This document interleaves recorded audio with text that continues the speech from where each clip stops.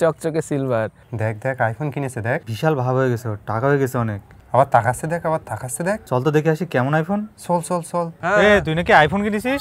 হ্যাঁ আইফোনই তো 17 pro max. কই প্রো দেখি? ম্যাক্স না না না না না একটু দেন তা দেখি। দাও আমার ফোন, দাও দাও। गजब बेइज्जती है।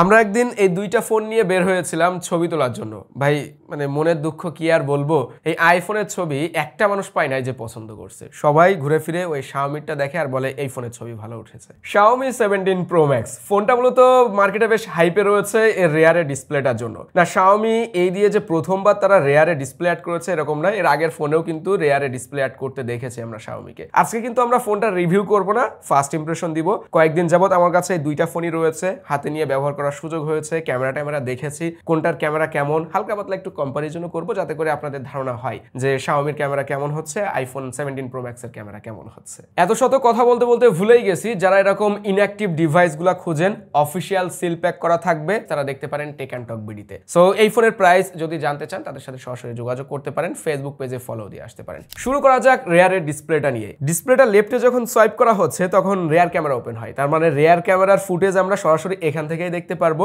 ছবি তুলতে পারবো, ভিডিও শুট করতে পারবো এন্ড সব রকম অ্যাক্সেস দেওয়া হয়েছে। লেন্সগুলো পরিবর্তন হয়, 2x 5x পেরিস্কোপেও যাচ্ছে।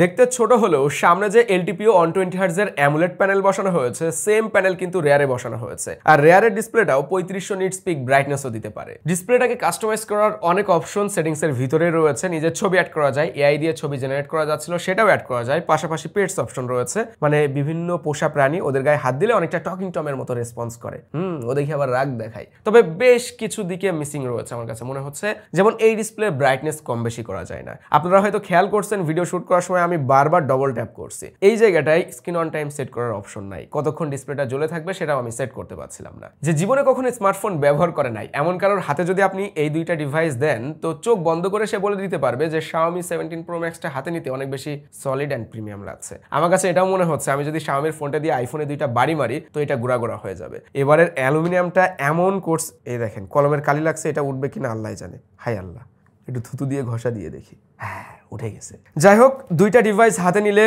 সেম ডিসপ্লে সাইজ, তবে আইফোনেরটা অনেক বেশি মোটা সোটা ভারী মনে হয়, সেই জায়গায় Xiaomi 17 Pro Max টা কিন্তু হালকা পাতলা অ্যান্ড ছোটখাটো মনে হয়, হাতে নিলে মনে হয় যেন একটা কম্প্যাক্ট ডিভাইস হাতে রেখেছে। 8mm থিকনেস, 219 গ্রাম ওয়েট, মানে এই ফোনটা হাতে নিয়ে বোঝার উপায় নেই যে এর ভিতরে 7500 mAh সিলিকন কার্বন ব্যাটারি রয়েছে। বডি ফ্রেম অ্যালুমিনিয়াম, অনেক বেশি প্রিমিয়াম লাগে আইফোনের থেকে, দেখলেই বোঝা যাচ্ছিল। আর নয়েজ ক্যান্সেলিং মাইকটা একেবারে ক্যামেরা বাম্পের এই নিচে দেওয়া হয়েছে। রেয়ারে এবং ফ্রন্টে Xiaomi নিজস্ব ড্রাগন ক্রিস্টাল গ্লাস 3 না কি যেন ব্যবহার করছে ওরা, ভাই ওইসব গোয়েলা গ্লাস ক্লাস গুনে না, ওরা নিজেদের গ্লাস নিজেরাই ব্যবহার করে। স্ক্রিনে আল্ট্রাসনিক ফিঙ্গারপ্রিন্ট রয়েছে, পজিশনটা একেবারেই সুন্দর জায়গায় আর কি। বডি পার্টে আর কি বাকি থাকলো, ও আন্ডার ডিসপ্লে ফটোগ্রাফি মুডটা নাই, তবে IP68 এর রেটিংটা রয়েছে। আর এইটা চাইনিজ ভেরিয়েন্ট আমাদের হাতেরটা, যেখানে দুইটা ন্যানো সিম কার্ড ব্যবহার করা যায়। ডিসপ্লে সাইজ 6.9 ইঞ্চের, এখানে LTPO AMOLED 120 Hz এর প্যানেল দেওয়া হয়েছে, Dolby vision, HDR Vivid, HDR 10+ সবকিছুই রয়েছে, মানে একটা ফ্ল্যাগশিপ গ্রেডের ফোনে যা কিছু থাকে আর কি। এরকম ডিসপ্লে নিয়ে আসলে খুব বেশি বলা লাগে না, চিন বেজেল এরিয়া খুবই ন্যারো করছে, খুবই ন্যারো, একেবারেই ফুল ভিউ এক্সপিরিয়েন্সটা পাওয়া যায়। ছোট্ট করে পাঁচশোল ক্যামেরা কাটআউট, মানে হাতে নিলে মনে হয় যেন আমি একটা ডিসপ্লে ধরে আছি। ওয়েল, এবার কথা বলা যাক ক্যামেরা নিয়ে। এই ফোনে 4টা ক্যামেরা দেওয়া হয়েছে, 4টাই 50 মেগাপিক্সেল, মানে সামনের ক্যামেরা সহ। তো পিছনে আমরা আলট্রা ওয়াইড পাচ্ছি 50 মেগাপিক্সেল 17mm, তারপরে ওয়াইড অ্যাঙ্গেল পাচ্ছি 50 মেগাপিক্সেল যেটা কিনা 23mm, আর পেরিস্কোপ পাচ্ছি এটাও 50 মেগাপিক্সেল যেটা কিনা 115mm। কম্পারিজনে যাওয়ার আগে Xiaomi-র এই ফোনের ছবির কোয়ালিটি দেখে যেমনটা আমার কাছে মনে হয়েছে, প্রথমত ওয়াও ব্যাপারটা আমার ভিতরে আসে নাই। X200 এর ছবিগুলো দেখলে যে ব্যাপারটা কাজ করে আর কি। সোজা কথা বলতে হলে এর আগে আমরা Xiaomi 15 Pro রিভিউ করেছিলাম, কেন জানি মনে হয়েছে এই ফোনের থেকে Xiaomi 15 Pro তে ছবি আরো বেটার পাওয়া যাচ্ছিল। পেরিস্কোপ যে জুম লেন্সটা রয়েছে এই জায়গায় ছবি যথেষ্ট শার্প দিতে পারে, 5x জুম করে ছবি তোলা যায়। পাশাপাশি আমরা আলট্রা ওয়াইডে ছবি তুলে দেখেছি, আলট্রা ওয়াইডের সাথে পেরিস্কোপ অ্যান্ড ওয়াইড অ্যাঙ্গেল লেন্সের বেশ মিল রয়েছে, কালার টালার একই রকম প্রায় দিতে পারে, বাট ফেসের ভিতরে একটু ব্রাইটনেস বাড়িয়ে দেওয়ার প্রবণতা দেখা যায়, মানে আপনি যেমন দেখতে তার থেকে বেশি ফর্সা দেখাবে, তার থেকেও বেশি সুন্দর দেখাবে আপনাকে। এবার আসি ছোটখাটো কম্পারিজনে, আমরা প্রথমত আমার ছবি দিয়েই শুরু করি না। তো আমার দুইটা ছবি, একটা Xiaomi দিয়ে তোলা হয়েছে, একটা আইফোন দিয়ে তোলা হয়েছে। আইফোনের ছবিটা একদমই ন্যাচারাল, মানে ওই পরিবেশটা যেমন আমাকে দেখতে যেমন ঠিক তেমনই ছবি উঠেছে, এখানে কোনো কিছুই AI দিয়ে অ্যাড করা হয় নাই। এবার যদি Xiaomi-তে আসি, কেন Xiaomi সবাই পছন্দ করে, এর ছবি বুস্টেড কালার পাওয়া যায়, ফেসটা একটু স্মুথ করে, পাশাপাশি ব্রাইট করে, দেখতে যেন সুন্দর লাগে। মানে আমার স্কিন টোন কিন্তু এরকম না যেমনটা আপনারা Xiaomi ছবিতে দেখছেন। টেলিফটো লেন্সের দুইটা ছবি দেখা যাক। এই জায়গায় একই রকম Xiaomi ফোনে আমরা একটু বুস্টেড কালার পাচ্ছি, একটু না বেশ ভালোই বুস্ট কালার দেখা যাচ্ছে, এন্ড সাদাটে ভাবটা কিন্তু খেয়াল করা যাচ্ছে, একটু হাসা হাসা সাদা সাদা ভাব রয়েছে। আমরা যদি এজ ডিটেক্ট দেখি টেলিফটোতে, তো জুম করলে স্পষ্ট বোঝা যাচ্ছে আইফোনের থেকেও Xiaomi ফোনের এজ ডিটেক্ট অনেকটাই বেটার। এখানে প্রত্যেকটা হেয়ার কিন্তু নোটিস করা যাচ্ছে, দেখা যাচ্ছে ক্ষুদ্র ক্ষুদ্র হেয়ার গুলা, বাট আইফোনে এজ গুলাকে অনেক বেশি স্মুথ করে ফেলেছে। লেফটের নিচের দিকে হাতের এরিয়াতে আমরা দেখতে পাচ্ছি আইফোনে কিন্তু খুব ভালোভাবে এজ ডিটেক্ট করতে পারে নাই। লো লাইটে এসে স্পষ্ট বোঝা যাচ্ছে যে আইফোনের টেলিফটোর ছবি কিছুটা হইলেও বেটার, মানে real colour real skin tone সেটা আইফোন থেকেই পাওয়া যাচ্ছিল। তৈলাক্ত মুখের যে চেহারা, একটু কালচে ভাব, মানে মানুষটা দেখতে যেমন ঠিক সেরকম ছবি পেয়েছি। টি শার্টের কালারটাও কিন্তু এইরকম। আমরা সবাই জানি আইফোন এআইতে পিছিয়ে রয়েছে। এখন Xiaomi ফোনে লো লাইটের কিছু কিছু ছবি যখন অতিরিক্ত জুম করে তোলা হচ্ছিল তখন কিন্তু আইফোনের থেকে বেশি ডিটেলস অ্যান্ড কালার পাওয়া যাচ্ছিল। আমরা কিন্তু আইফোনে অতটাও সুবিধা করতে পারি না এই ছবিতে। সিনেম্যাটিক ভিডিও করা যায় আইফোনে রেয়ার ক্যামেরাতে, বাট Xiaomiতে কিন্তু সিনেম্যাটিক ভিডিও করা যায় না। 8K রেজলিউশনে ভিডিও শুট করা যায়। ভিডিও কোয়ালিটি আমরা একটা লাইভ টেস্ট করে দেখাচ্ছি, আপনারা দেখলেই বুঝতে পারবেন যে কোন ফোনে কেমন ভিডিও কোয়ালিটি পাওয়া যাচ্ছিল। Onyx.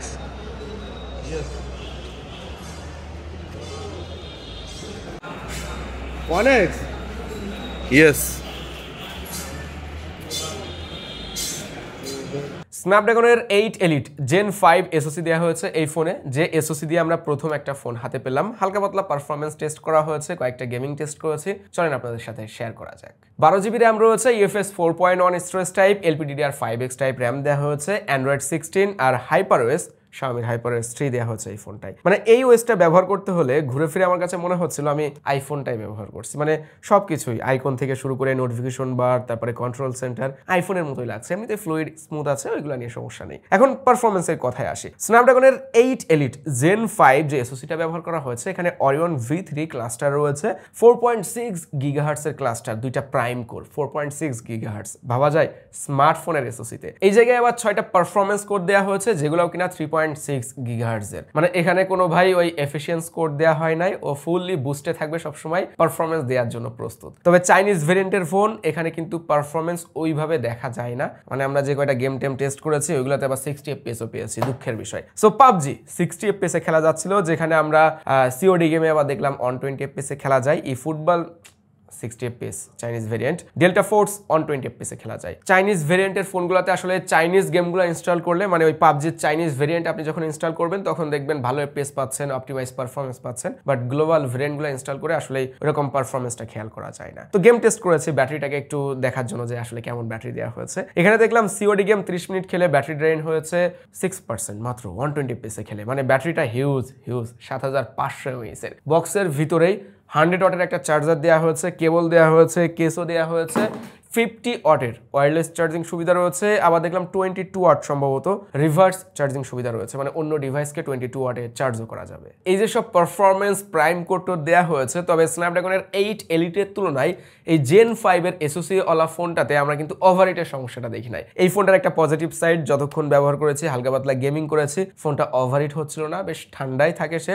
আপনি রেগুলার ইউজেজে দেখবেন 31-32 ডিগ্রি সেলসিয়াসের আশেপাশে ঘোরাফেরা করে। এটা আসলে নর্মাল টেম্পারেচার বলা যায় একটা ডিভাইসের জন্য, তাও আবার এরকম পাওয়ারফুল একটা ডিভাইস যেখানে প্রসেসরে 4.6 GHz কোড দেওয়া হয়েছে। আমি আশায় রয়েছি গ্লোবাল ভেরিয়েন্টটা হাতে আসার সাথে সাথে একটা রিভিউ করার। দুইটা ব্যাপার আমি দেখতে চাচ্ছি গ্লোবাল ভেরিয়েন্টের সাথে চাইনিজ ভেরিয়েন্টের আসলে তফাৎ থাকে কিনা, সেটা হলো ক্যামেরা পার্টে, এই যে সাদা করে দেওয়ার ব্যাপারটা গ্লোবাল ভেরিয়েন্টে থাকবে কিনা, অ্যান্ড পারফরমেন্সে কতটা ডিফারেন্স রয়েছে। অবশ্যই থাকবে, গ্লোবাল ভেরিয়েন্টে আরো বেশি অপটিমাইজড পারফরমেন্স আমরা পাবো স্ন্যাপড্রাগনের 8 এলিট জেন 5 এর কাছ থেকে। তবে সব শেষে আমার কাছে যেটা মনে হয়, Xiaomiরও উচিত ছিল একটা অরেঞ্জ কালারের ফোন বের করা। মানে মার্কেটে যে যুদ্ধটা লাগছে কপি করে, অরেঞ্জ কালার হইলে কেন জানি এই কপির ব্যাপারটা মিলে যেত, যেটা আইফোন রিসেন্টলি নিয়ে আসছে। আপনার কাছে কি মনে হয় কমেন্ট করে জানাতে পারেন, পোস্ট করতে পারেন আমাদের ফেসবুক গ্রুপে, ঝালটেকের ফেসবুক গ্রুপ। আমি কমেন্ট অ্যান্ড ডেসক্রিপশন বক্সে লিঙ্কটা দিয়ে রাখবো। সবাই ভালো থাকবেন, সুস্থ থাকবেন, আল্লাহ হাফেজ।